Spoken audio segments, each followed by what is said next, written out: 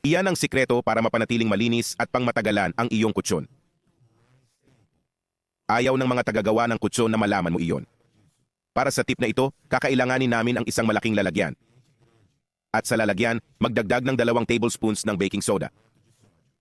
Ang baking soda ang magiging responsable sa pag-aalis ng mga mikrobyo at bakterya. Sa sandaling ito ay tapos na, magdagdag ng 1 kutsara ng toothpaste.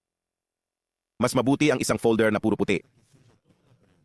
Magdaragdag din tayo ng likidong sabon na ginagamit natin sa paglalaba ng damit. At ito ay lalagyan lang natin ng 2 kutsara. At ngayon ihalo na. Sa huli, magdagdag ng sapat na tubig para masakop. Pagkatapos, ihalo para sa huling pagkakataon.